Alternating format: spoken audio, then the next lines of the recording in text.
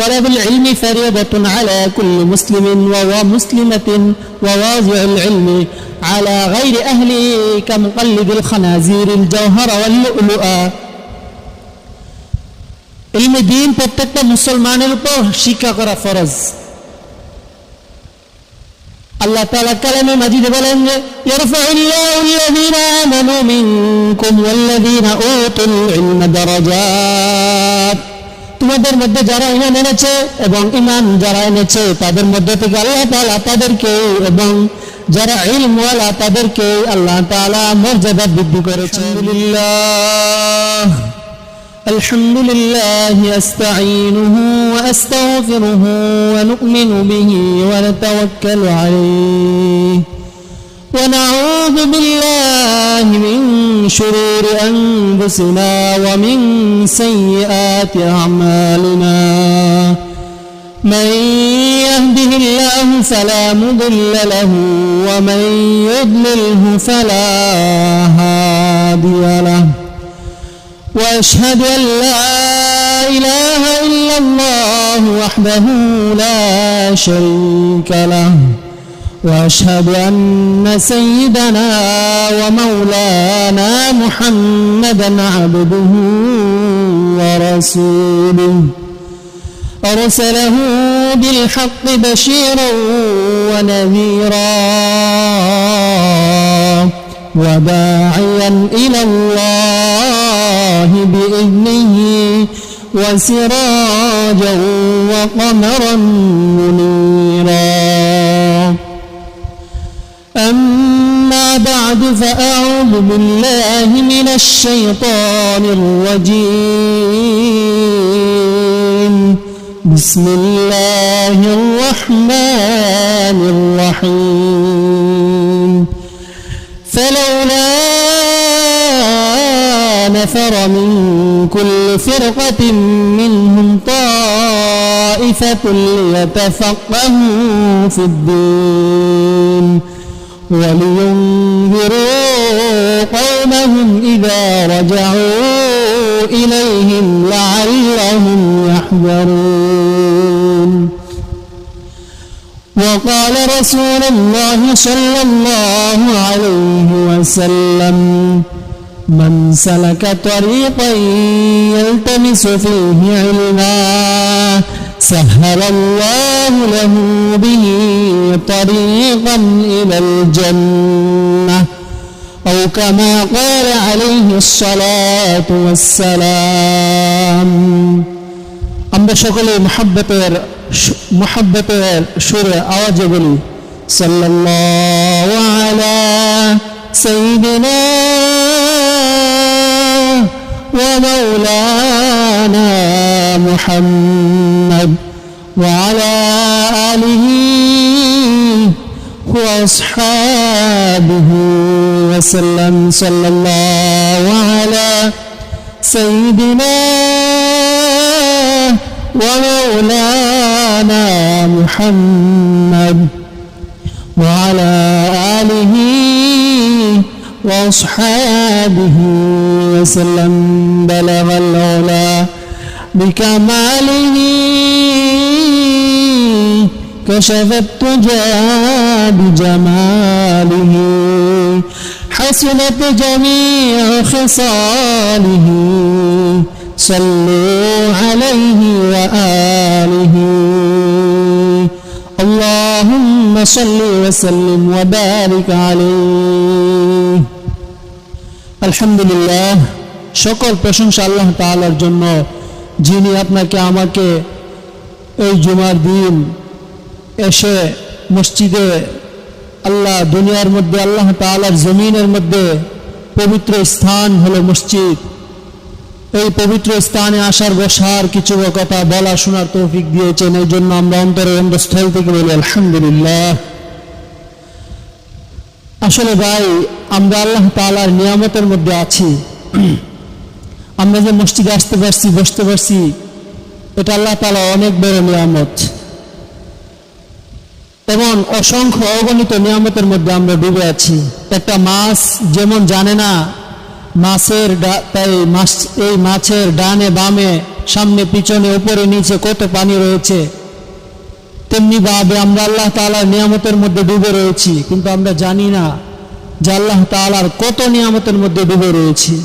দেখেন আজকে আমাদেরকে আল্লাহ তাআলা হাত পা সুস্থ রাখছে, সব কিছু সুস্থ সবল রাখছে, সুস্থ সবল রাখছে, এটা আল্লাহ তাআলার অনেক বড় নিয়ামত।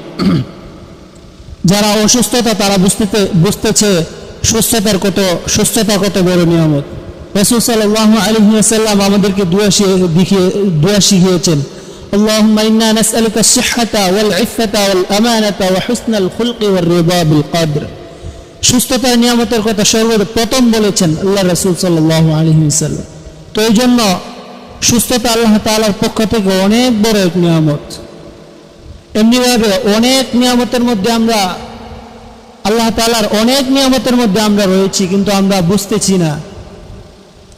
আল্লাহ তাআলা কালামে মাজিদে বলেন যে লাইন শাকারতুম লাযীদান্নাকুম ওয়া লাইন কাফারতুম ইন্না আযাবী লাশাদীদ।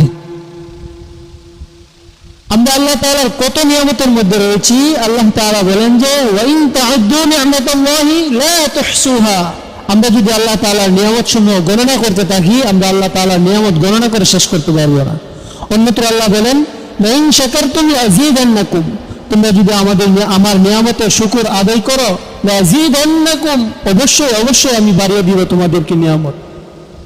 ওয়া লাইন কাফারতুম, আর যদি তোমরা নাশুকরিয়া করো, জেনে রাখো আমার আযাব, ইন্না আযাবী লাশাদীদ, আমার আযাব বড় কঠিন। এই জন্য ভাই আমরা আল্লাহ তাআলার শুকরিয়া দান করি। সবচেয়ে আল্লাহ তাআলা মানুষকে যত নিয়ামত দিয়েছেন, সবচেয়ে বড় নিয়ামত হলো ইলমের নিয়ামত। ইলমের নিয়ামত এমন একটা নিয়ামত যে নিয়ামতটা শুধু আল্লাহ তাআলার মাহবুব পছন্দনীয় বান্দাদেরকেই দান করে। এটা কোন আল্লাহ তাআলা নাফরমান বান্দাকে দান করেন না। পক্ষান্তরে আল্লাহ তাআলা দন দৌলত আপনি দেখেন, আল্লাহ তাআলা কাফেরকেও দিয়েছেন, মুশরিককেও দিয়েছেন, মুসলমানকেও দিয়েছেন। কিন্তু এই ইলমের নিয়ামত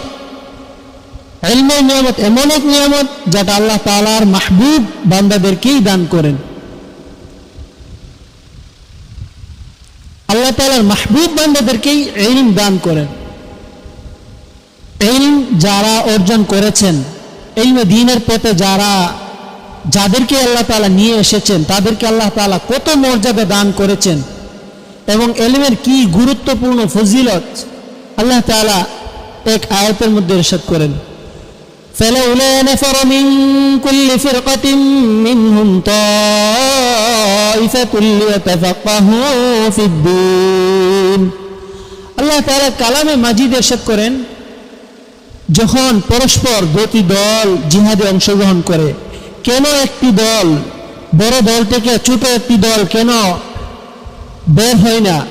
ফালাউলা নাযারা মিন কুল্লি ফিরকাতিন মিনহুম, প্রত্যেকটি দল থেকে কেন ছোট একটি দল বের হয় না? লিয়াতাফাক্কাহু ফিদ্দীন, যেন দ্বীনের ইলম তারা শিক্ষা গ্রহণ করে। লিয়াতাফাক্কাহু ফিদ্দীন ওয়া লিয়ুনযিরু কওমাহুম ইযা রাজাউ ইলাইহিম লাআল্লাহুম ইয়াহযারুন। বড় দলটি যখন তাদের কাছে ফিরে আসবে, তখন যেন তারা ওই ছোট দলটি যেন তাদেরকে দ্বীনের ইলম শিক্ষা দিতে পারে। আপনি এখন চিন্তা করে দেখুন, জিহাদরত অবস্থায় আল্লাহ তাআলা ইলমে দ্বীন শিক্ষা করাকে ফরজ করেছেন। জিহাদরত অবস্থায় আল্লাহ তাআলা তাগিদ দিচ্ছেন, কেন ইলমে দ্বীন শিক্ষা করে না? তো জিহাদরত অবস্থায় যদি ইলমে দ্বীনের তাগিদ এতটুকু হয়, তাহলে জিহাদ ছাড়া স্বাভাবিক অবস্থায় কি পরিমাণ জিহাদ করা, ইলমে দ্বীনের শিক্ষা কি পরিমাণ ইলমে দ্বীনের শিক্ষার গুরুত্ব বহন করে, কি পরিমাণ ইলমে দ্বীন শিক্ষা করা উচিত। উলামায়ে কেরাম বলেন, আফদালুল ইলমি ইলমুল হাল, আফদালুল আমালি হিফজুল হাল। ইলমের মধ্যে সবচেয়ে উত্তম ইলম হলো ইলমুল হাল। বর্তমান আমার উপর কোন ইলমটা ফরজ? রাসূল সাল্লাল্লাহু আলাইহি ওয়াসাল্লাম বলেন যে তালাবুল ইলমি ফারিয়াদাতুন আলা কুল্লি মুসলিমিন ওয়া মুসলিমাতিন ওয়া ওয়াজিউল ইলমি আলা গায়রি আহলি কামুকাল্লিদিল খানাজিরিল জাওহারা ওয়াল লুলুআ। ইলমে দ্বীন প্রত্যেকটা মুসলমানের উপর শিক্ষা করা ফরজ। আল্লাহ তাআলা কালামে মাজিদে বলেন যে ইয়ারফাউল্লাহু আল্লাযীনা আমানু মিনকুম ওয়াল্লাযীনা উতুল ইলমা দারাজাত, তোমাদের মধ্যে যারা ঈমান এনেছে এবং ঈমান যারা এনেছে তাদের মধ্যে থেকে আল্লাহ তাআলা তাদেরকে এবং যারা ইলমওয়ালা তাদেরকে আল্লাহ তাআলা মর্যাদা বৃদ্ধি করেছেন। সুবহানাল্লাহ। আমাদের মধ্যে থেকে আল্লাহ তাআলা যারা ঈমান এনেছে তাদের মর্যাদা এবং যারা ইলমওয়ালা তাদের মর্যাদা আল্লাহ তাআলা বৃদ্ধি করেছেন। যে ব্যক্তি কোনো পথ অবলম্বন করবে ইলমে দ্বীন শিক্ষা করার জন্য, আল্লাহ তাআলা তার জান্নাতের রাস্তা সহজ করে দিবেন।